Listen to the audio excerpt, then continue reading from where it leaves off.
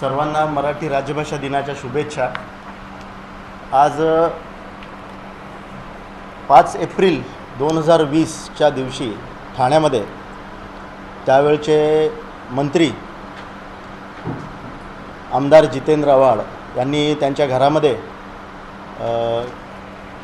मला किडनॅप करून आणि त्यांच्या पोलिसांच्या करवी जे बॉडीगार्ड दिले होते त्यांच्या करवी किडनॅप करून त्यांच्या बंगल्यावर नेऊन मारहाण केली होती। त्याच्या संदर्भात आम्ही एक हायकोर्टामध्ये रीट पिटिशन फाईल केली होती।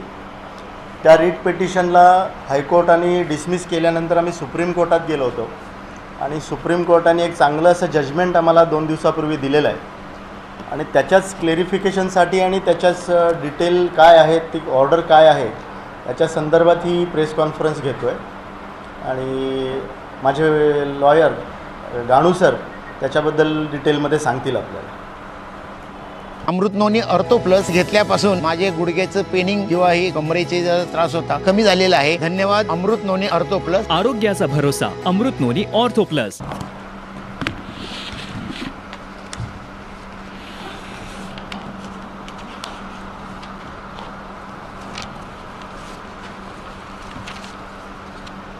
मी जे आता सांगितलं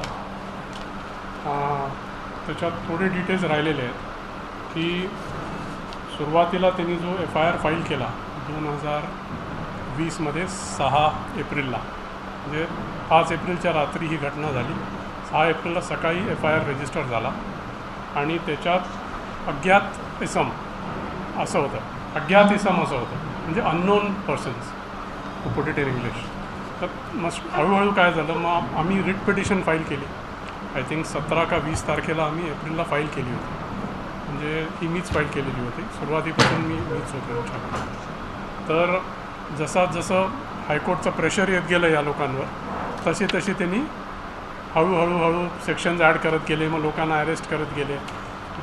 एक आधी चार्जशीट फाईल केलं, मग त्याच्यानंतर अजून एक फाईल केलं ॲडिशनल चार्जशीट। मग अजूनच खूपच प्रेशर आल्यानंतर मग त्यांनी 3rd चार्जशीट फाईल केलं, supplementary chargesheet, in which finally which was file in 2022। त्याच्यात जितेंद्र आव्हाडांचं नाव घेतलं शेवटी आणि ही वर formally arrested and released immediately on bail in spite of the grievous nature of the offence that was committed. म्हणजे तुम्ही विचार करा, in the state of Maharashtra, enlightened state like Maharashtra आणि मुंबईत ते पण आता कोणत्या खेडेगावात वगैरे नाही, एका माणसाला त्यांनी काहीतरी फेसबुकवर पोस्ट केलं म्हणून घरातनं उचलून न्यायचं आणि बंगल्यावर नेऊन मारायचं त्यांच्या गुंड्यांतर्फे, आणि पोलीस बघत राहतात। तिकडे 20 पोलीसवाले होते, it's on record that 20 police people available there on the premises when he was being beaten up. So instead of trying to prevent it, they were actually directing, इथं मारा, इथं मारू नका. That is all on record. He has given a statement. So this is what happened. So finally, over a period of time, a lot of action got taken, but the important charges which were there, which were applicable, they were not applied. I mean, they were obviously under influence. They were trying to soften the impact on Mr. Jitendra Awad and his people who had actually committed this crime. तर मग शेवटी finally the High Court, in its own wisdom, it dismissed the petition finally after hearing it for almost 2 years. And then we went to the Supreme Court, and the Supreme Court has finally given a order. This judgment of the Supreme Court has to a great extent addressed our concerns. At the end of the day, what does the victim want? He wants a fair investigation. In such a shocking incident happening in a state like Maharashtra and in a city like Mumbai, ते पण लॉकडाऊनमध्ये. So this is a serious thing. Tomorrow it could be you, it could be me, anybody of us. Just because you state something on Twitter or Facebook or on social media, you get picked up and beaten up. This is not acceptable. So exactly why he has been determined to fight this out, and hats off to him. He has been very determined and resolute about the way he went about it. तर हे जी order आली आहे त्याच्यात there are 2 aspects. First aspect is whether the case should be made over to the CBI. त्याच्यात कोर्टाची observation आहे की the petitioner himself is not vehemently pressing for that order of investigation by CBI. 2, whether there should be a reinvestigation or further investigation which can be ordered, and which the High Court has refused. So the court said, we agree with the High Court in as much as the CBI investigation may not be required, but this is a serious case. The court also observed that it's a serious case and a further investigation is warranted. Therefore, it passed an order. It gave the state authority, the state of Maharashtra, 3 months to conduct a further investigation, take necessary action. So the state of Maharashtra has a wide ambit now. Whatever it can do under the law, it can do. Sir, they are given a time limit of 3 months. Preferably in 3 months असं लिहिलेलं आहे. You must have all received a copy of the order, because even available otherwise. You must have received a copy of the order. त्याच्यात further investigation has been ordered. This is the sum and substance of the order. As you come along, then I will point out several parts of the order which are very damning and very scathing observations have been made against the state police. I will point them out as we go along.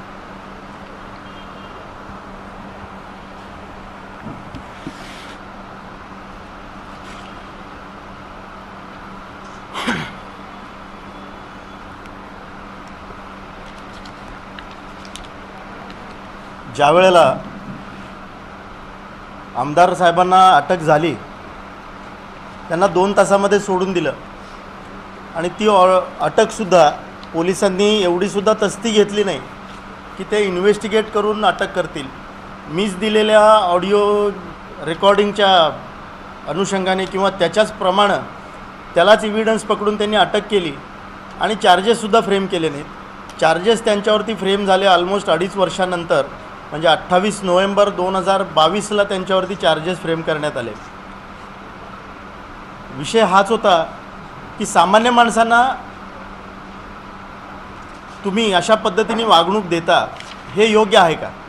हा लढा करण्याचं कारणच हे होतं की सामान्य माणसांना न्याय मिळणार आहे का नाही मिळणार आहे, किंवा सामान्य माणसांनी त्यांचं व्यक्ती स्वातंत्र्य, ठीक आहे, ते जे पोस्ट केलं ते कशा पद्धतीचं होतं, काय होतं, त्याच्यावरती माझ्यावर गुन्हा दाखल आहे, तो कायद्याने बघितला असता. पण तुम्ही बंगल्यावर नेऊन ती मजा करणं आणि तुझ्यासारखे आम्ही बरेचसे हाताळलेत म्हणून मारणं, हे कितपत योग्य आहे? आणि पुन्हा कोणता आनंद कर्मुसे होऊ नये आणि पुन्हा कुणाला असं सफर करायला लागू नये म्हणूनच आम्ही हा लढा उभा केला होता आणि म्हणूनच सुप्रीम कोर्टापर्यंत गेलो होतो. आणि सुप्रीम कोर्टाने रिपोर्टेबल टाईपचं असं जजमेंट आपल्याला दिलेलं आहे आणि म्हणूनच आम्ही आज आपल्याला त्याच्याच क्लेरिफिकेशनसाठी किंवा तुमचे काही प्रश्न असतील त्याच्याबद्दल बोलण्यासाठी जिथं जमलेलं आहे. तुम्हाला काही विचारायचे असतील तर तुम्ही विचारू शकता.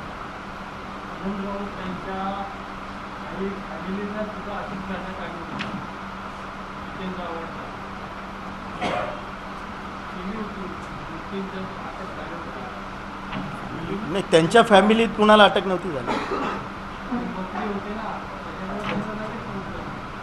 नाही, पण फॅमिलीतल्या कुणाला अटकच नव्हती झाली.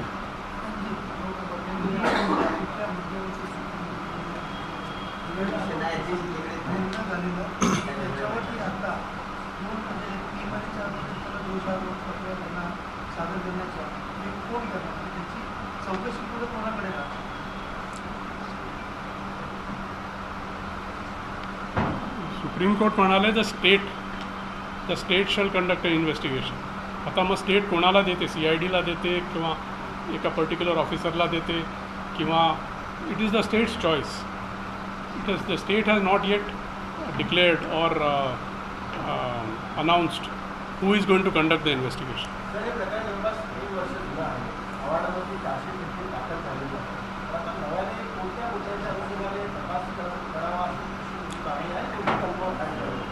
तुमच्या जो 2 प्रश्न होते ते संलग्न आहेत.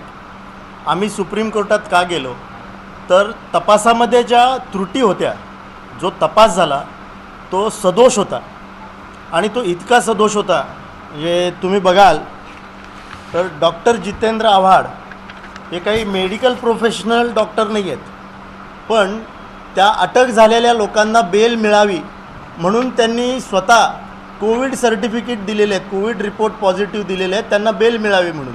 आता डॉक्टर जितेंद्र आव्हाड काय मेडिकल प्रोफेशनल डॉक्टर नाही आहेत. असे त्यांनी त्यांच्या जितके अटक झालेले लोक होते त्यांना बेल मिळावी म्हणून स्वतः डॉक्टरचं नाव असलेलं डॉक्टर जितेंद्र आव्हाड या नावाने मेडिकल सर्टिफिकेट दिलेलं आहे. हे मी एक उदाहरण सांगितलं. अशा जवळजवळ तपासातल्या 50 त्रुटी आम्ही काढून दिलेल्या आहेत, ज्या त्रुटी सुप्रीम कोर्टाने सुद्धा गृहीत धरल्या, ग्राह्य धरल्या, आणि म्हणूनच त्यांनी हे फर्दर इन्व्हेस्टिगेशन करण्यासाठी परवानगी दिलेली आहे. नाहीतर चार्जेस फ्रेम झाल्यानंतर पुन्हा रिइन्व्हेस्टिगेशन करणं किंवा फर्दर इन्व्हेस्टिगेशनला परवानगी देणं हे तसं रेअर केसमध्ये होतं.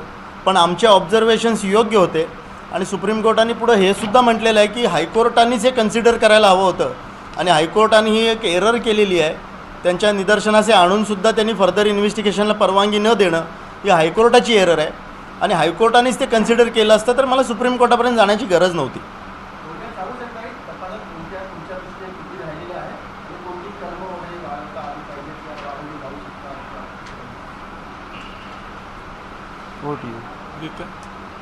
Which section should be added? 367 is one straight away.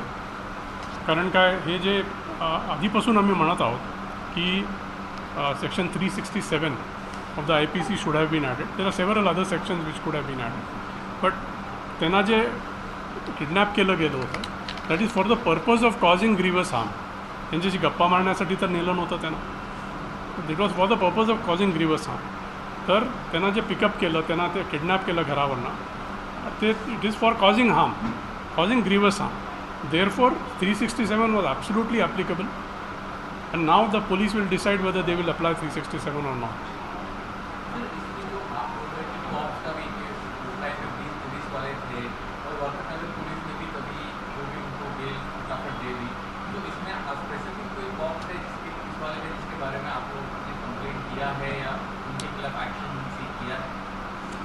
जो पुलिस वाले किडनैप करने आए थे उनका तो रोल है ही, बट इसमें क्या है, इसमें हमारा मेन यही था कि वो 4 पुलिस वाले जो मेरे घर पे आए थे उनके खिलाफ आज भी कुछ एक्शन नहीं लिया है.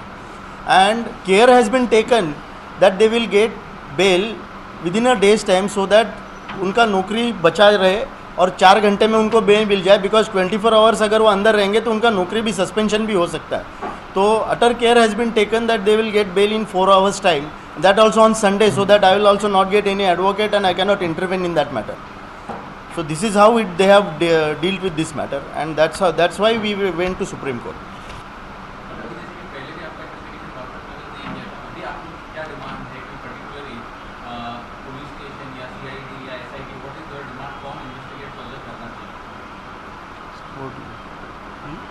डिमांड सर राज्य सरकारला न्यायालयाने ऑर्डर दिली, तुम्ही तुम्हाला काय वाटतं तुम्ही तपास केला? हे बघा, राज्य सरकार जर न्याय देऊ शकत असेल तर राज्य सरकारने इन्व्हेस्टिगेशन करावं. स्टेट पोलिसांवरती आमचं काही वैर नाही आहे. स्टेट पोलिसांनी जरी फेअर इन्व्हेस्टिगेशन केलं, आम्ही जे मुद्दे पूर्वी दिलेले आहेत आम्ही त्याच्यापेक्षा वेगळं तर काही मागणार नाही आहे. जे चार्जेस सिरियस आहेत, जे त्यांनी कलमं लावली पाहिजेत ती कलमं जर लावत असतील आणि जर फेअर इन्व्हेस्टिगेशन करत असतील तर राज्य शासनाचे पोलीस आमचे काही वैरी नाही आहेत. राज्य शासनाच्या पोलिसांनी सुद्धा तपास करावा आणि न्याय मिळवून द्यावा, एवढीच आमची मागणी. इसमें supreme court, if you have a copy of the order, let me read out briefly paragraph 13 of the order. Now, so far as the submission on behalf of the accused that earlier the state through the AG opposed the writ petition, submitted that there was a fair investigation, and now with the change in power, that is change in power in the state agency has changed its stand is concerned, the courts are not concerned with the stand taken by the state at the relevant time. And now the court has only seen what is the material available on record and it has gone on that. And now it's a very significant, you will find it at the bottom of the page at paragraph 13. Suffice it to say that at the relevant time when the state police agency took a particular stand, accused number 13, that is Jitendra Awad, was in power and sitting minister. See, the court cannot be blind to the realities of what happens outside. Court is experienced. So they have actually stated it. Why the state did not take a particular stand? Why did not take a clear stand or a fair stand at that time? It was under influence. This is exactly what the Supreme Court has very clearly said. I just want to clarify one thing. You said on 5th, we have picked you up. So actually, what was the matter happened actually with you? Why he came to your house and they picked you up? What was the reason for that actually? Actually, I think it was widely spread at that time, and now also I think too many people of you must be aware of it. But since you asked, I'll explain you. On 5th of April 2020, our Honorable Prime Minister has appealed entire nation to lit a lamp for 9 minutes at 9 o'clock in the evening. So on 5th they said function was supposed to happen to lit the lamp. On 3rd, Mr. Awad came on TV channels and he said blindly that जे लोक दिवे लावणार आहेत ते मूर्ख आहेत. मी तर काय दिवे लावणार नाही आहे, मूर्ख असतील तेच लोक दिवे लावतील. बट त्याला खूप सक्सेस मिळाला, प्राईम मिनिस्टरांच्या अपीलला खूप मोठा सक्सेस मिळाला आणि जवळजवळ संपूर्ण देशाने तो दिवे लावण्याचा कार्यक्रम केला. त्या रात्री मी एक ट्विट केलं होतं की जर दिवे लावणारे मूर्ख असतील तर संपूर्ण देश आज मूर्ख ठरला. One thing. दुसरी गोष्ट, कोणीतरी एक मॉफ्ड इमेज फेसबुकवरती आणि व्हॉट्सॲपवरती वाईडली स्प्रेड इमेज होती, ती कोणीतरी टाकली होती. But I was not for it, आणि म्हणून मी टाकलं होतं की अशा इमेज एडिट करणाऱ्याचा मी निषेध करतो. It was my clear statement.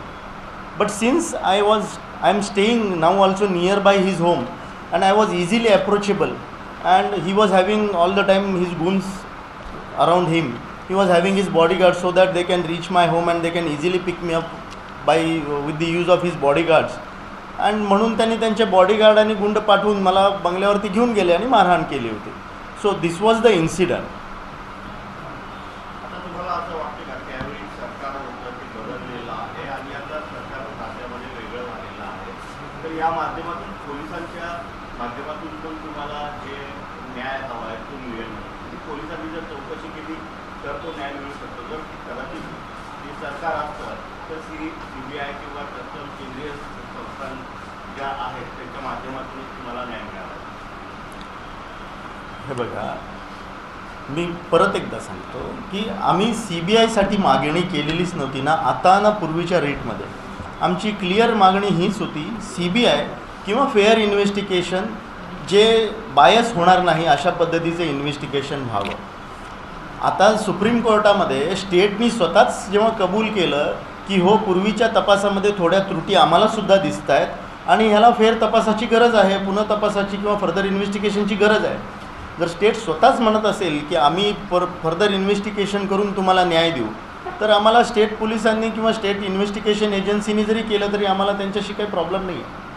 राज्याचे मुख्यमंत्री तर ठाणे निवासीच आहेत आणि त्यांचे आव्हानांचे चांगले संबंध आहेत. प्रत्येक राजकारणाचे असतातच. राजकारणात कोणाकोणाचा कायमचा शत्रुत्व मित्र नसतो. तर तुम्हाला असं वाटतं का की तुम्हाला न्याय मिळू शकतो? म्हणता मी हे बघा, मला असं वाटतं की राज्याच्या मुख्यमंत्र्यांचे त्यांच्याशी काय संबंध आहेत त्याच्यापेक्षा राज्याच्या मुख्यमंत्र्यांचे सामान्य माणसांची काय संबंध आहेत हे जास्ती महत्त्वाचं आहे.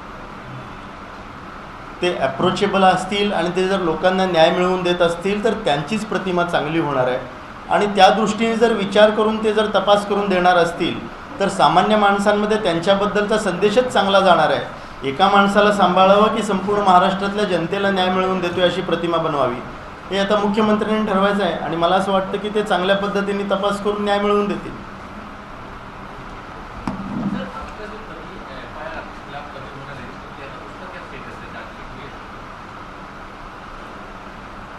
त्याची चार्जशीट, उसका चार्जशीट हो गया है. बट वो 66E और 292 है और 500 एक ऐड किया है फर्दर इन्व्हेस्टिगेशन में. पोलिसांनी आव्हाडांना पोलीस स्टेशनमध्ये बोलवून त्यांचा जबाब वगैरे हो घेतला होता. त्यांना फॉर्मल अटकसुद्धा केली होती. नाही, त्याच्यात काय he has not been investigated as an accused. त्याच्या आधी as a witness he was investigated which has been observed by the Supreme Court. Supreme Court has come to the notice of the Supreme Court that he was examined as a witness and not as an accused. Right? So it's very clear. Now earlier he जे statement म्हणजे बरंच उडतायत लोक की which is precisely why we are holding this press conference की CBIची मागणी केली होती आम्ही आणि ती फेटाळली कोणी सुप्रीम कोर्टनी पण. तर त्याचं तथ्य काय आहे तुम्ही वाटल्या तुम्हाला कॉपी पण देऊ. आमचं फर्स्ट प्रेयर होतं म्हणजे रिट पेटिशन जेव्हा आम्ही 2020 एप्रिलमध्ये फाईल केलं होतं writ petition there we asked for order or direction be issued directing the investigation in the FIR number 119 and 120 registered at Vartak Nagar police station be entrusted with the Central Bureau of Investigation Mumbai or to any other agency as this honorable court deems fit and proper. So it is not as if it was a one-point agenda that we wanted CBI only. No. What can a common citizen like him want? He wants a fair investigation. And the Supreme Court has also held, if you look at paragraph 12.3, clearly the Supreme Court has said, as observed and held by this court in the aforesaid decisions, the victim has a fundamental right of fair investigation and fair trial. This has been the underpinning of the entire judgment. If you understand law, if you read this judgment of the Supreme Court, you will find the entire underpinning has been this, and it should be that the victim has a fundamental right of fair investigation and trial. And this is what has weighed with the Supreme Court when it passed this order.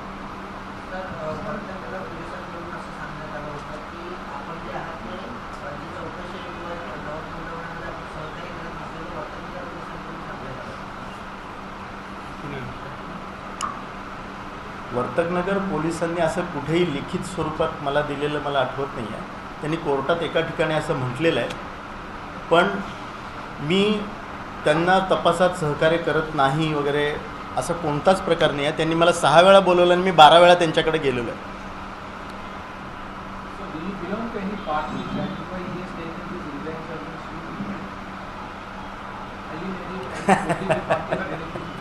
नाही, political पार्टीशी नाही, मी हिंदुत्ववादी संघटनांशी निगडीत नक्कीच आहे. आणि सांगितलं की ज्या पद्धतीने त्यांनी त्यांच्या नावाने या संदर्भात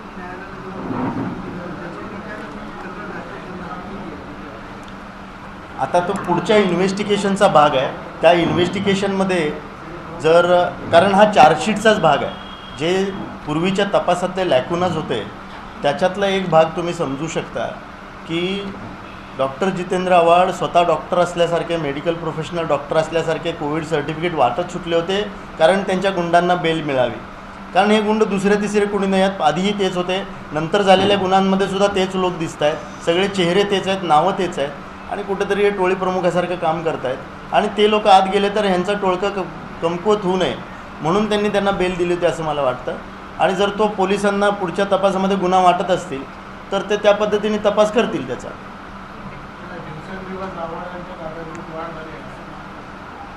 काय काय नाही, ती पूर्वीपासून होती, ती निदर्शनास येत नव्हती. मला असं वाटतं, आणि जर तसं मला वाटतं तर मला चुकीचं नाही वाटत, आणि तसं सत्य असेल तर मला अभिमानसुद्धा वाटतो की मी आवाज उठवल्यापासून लोकांनी आवाज उठवायला सुरुवात केली.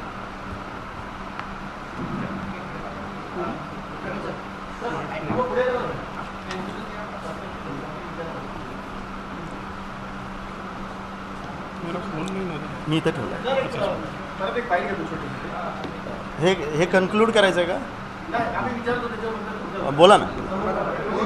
सगळ्यांची एकत्र घेणार आहेत.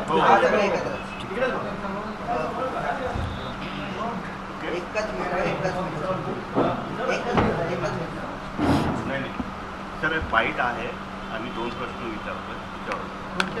सगळ्यांचे एकच आहेत. हां ठीक आहे, चालेल. आणि मी उत्तर द्यायचं का साहेबांनी उत्तर द्यायचं तेही सांग.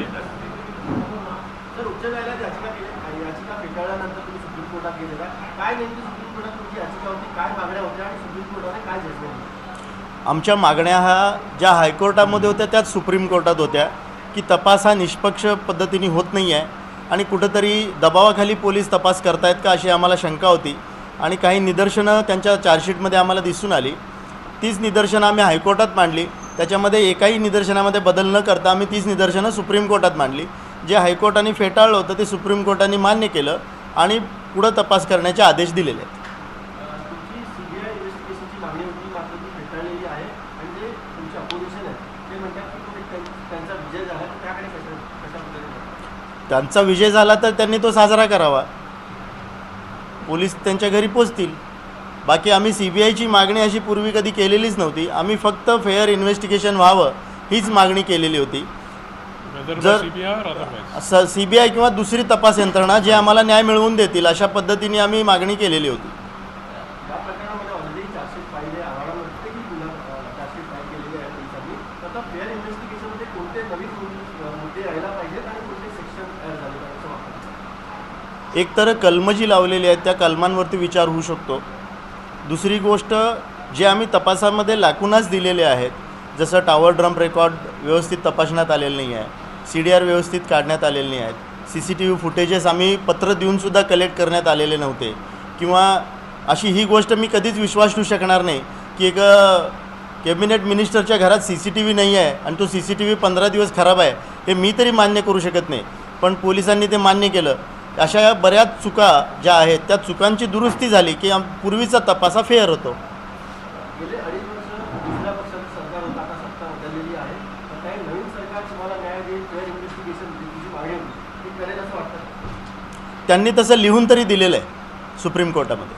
त्यामुळं तुर्तास आपण त्यांच्यावर विश्वास ठेवायला हरकत नाही. सरकार बदललं म्हणून लिहून दिलं, पहिल्या सरकार नसून दिलं असं आम्ही इन्व्हेस्टिगेशन व्यवस्थित करू म्हणून लिहून दिलं. पहिलं सरकार होतं त्यावेळेस कशा प्रकारे पोलिसांचा तपास जो होता तो त्या तपासामध्ये तुम्हाला सांगता येईल का? किंवा आत्ताच्या पोलीस इन्व्हेस्टिगेशनमध्ये काय तुम्हाला नाही, पूर्वीचं आत्ताचं खातं तरी तेच आहे. सरकारचा बदलाचा फरक इतकाच होतो की पोलीस यंत्रणांवरती दबाव क्रिएट केला जात नाही. त्यावेळेला दबाव क्रिएट केला जायचा, यांना अटक होऊ देऊ नका, कलम सौम्य लावा जेणेकरून जामीन लवकर होईल वगैरे, अशा पद्धतीचं काहीतरी झालं असावं. पण मी कायदेतज्ञ नाही आहे साहेब, त्याच्याबद्दल जास्त बोललं तर चांगलं होईल. पण मला असं वाटतं लाल मातीतली कुस्ती म्हणजे